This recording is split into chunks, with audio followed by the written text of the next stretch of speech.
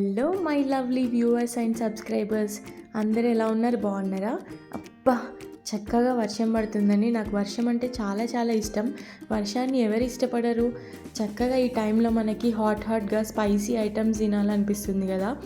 So మా అమ్మమ్మ వచ్చేసి సర్వపిండి చేస్తుందనమాట. అంతసేపు వర్షంలో డ్యాన్స్ చేస్తూ చక్కగా నేను రాసిన కవిత్వాన్ని మీతో షేర్ చేసుకోవాలనుకుంటున్నాను. వినండి. వాన చినుకుల్లో నవ్వుతూ ఆడే స్పందన, ప్రతి చినుకుల్లో ఆనందం చిందించే గానమై, ఆకాశం తాకే తడిగాలుల్లో తేలిపోతూ మనసుకి మధురమైన రాగమై మారిపోయింది. అండ్ ఈ కవిత్వం విన్నారు కదా. ఈ కవిత్వం కనుక మీకు నచ్చినట్లయితే కమెంట్ బాక్స్లో కమెంట్ చేయండి. అండ్ లేట్ ఎందుకో ఈ సర్వపిండి తయారు చేసే విధానం ఏంటో చూసేద్దామా? అయితే రండి. సర్వపిండి చేయడానికి కావాల్సిన పదార్థాలు ఏంటంటే కొద్దిగా కారం, ధనియాల పొడి, ఉప్పు, వెల్లుల్లి పేస్ట్, నువ్వులు, పల్లీలు అండ్ నానబెట్టుకున్న శనగపప్పు ఒక హాఫ్ అన్ అవర్ ముందు నానబెట్టుకోవచ్చు. అండ్ చిన్నగా తురుముకున్న ఉల్లిపాయలు అండ్ కరివేపాకు సేమ్ అట్లాగే చేయాలి. అండ్ చిన్నగా తురుముకున్న పచ్చిమిర్చి. కొందరు కారం తక్కువ తింటారు, మేము కొంచెం మీడియంగా తింటాం కాబట్టి కొంచెం ఎక్కువ వేసుకున్నాము, చాలా టేస్టీగా ఉంటుంది అని చెప్పేసి.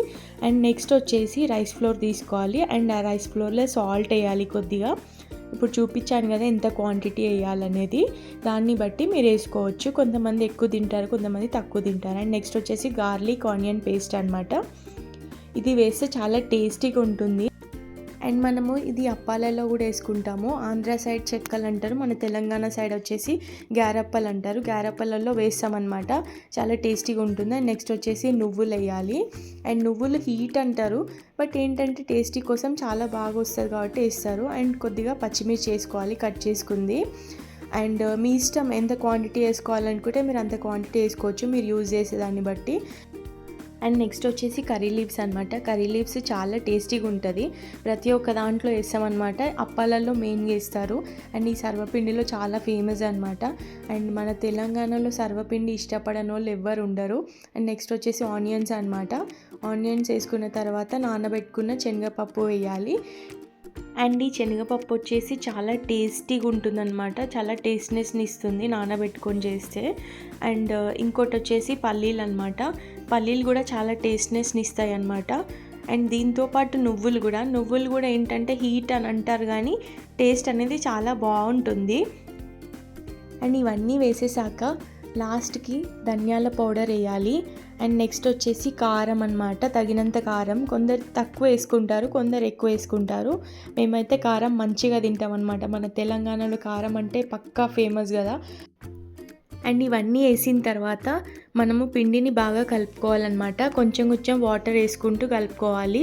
అండ్ మనకు సరిపడా వాటర్ వేసుకుంటూ కలుపుకోవాలి. మొత్తం పోసేస్తే ఏంటంటే పిండి మెత్తగా అయిపోతే మనకి సర్వపిండి పెట్టడానికి రాదు. అండ్ పిండి వచ్చేసి సాఫ్ట్గా ఉండాలి ఆ డఫ్ అనేది. అండ్ నెక్స్ట్ ఏంటంటే హార్డ్గా ఉండకూడదు, హార్డ్గా ఉంటే మనకి చేయడానికి రాదు. ఆ పల్లీలు కానీ ఆ ఇంగ్రీడియంట్స్ ఏమున్నాయో ఊడిపోతాయి, కింద పడిపోతూ ఉంటాయి. అండ్ పిండిని కలిపేసుకున్న తర్వాత ఒక కడాయిని తీసుకొని అందులో ఆయిల్ వేసుకోవాలి. ఆయిల్ మొత్తం స్ప్రెడ్ చేయాలన్నమాట. స్ప్రెడ్ చేసిన తర్వాత మనం తీసుకున్న ఆ పిండి ముద్దలు ఉంటాయి కదా, చిన్న చిన్న ముద్దల్లాగా చేసేసుకొని మీరు ఎంత క్వాంటిటీ అయితే పెట్టాలనుకున్నారో అంత క్వాంటిటీ వేసి దాన్ని మొత్తం ఆ ముద్దని స్ప్రెడ్ చేయాలన్నమాట ఆ కడాయిలో. సో మనము కొద్దిగా ఇలా స్ప్రెడ్ చేస్తూ ఉండాలన్నమాట, రౌండ్గా వచ్చేటట్టు.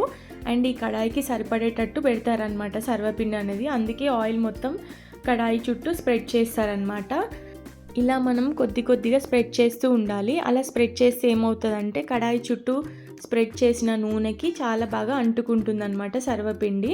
అండ్ మనం కాల్చినప్పుడు కూడా చిన్న లో ఫ్లేమ్లో పెట్టి కాలవాలి.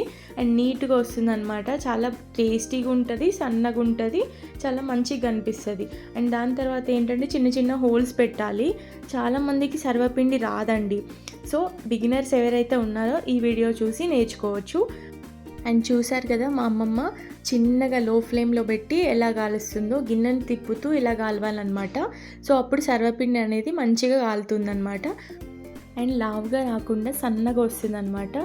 హాహాహా, ఇంకెందుకు వెయిటింగ్, నాకైతే హాయిగా వర్షం తగ్గాక సర్వపిండి తినాలనిపిస్తుందండో.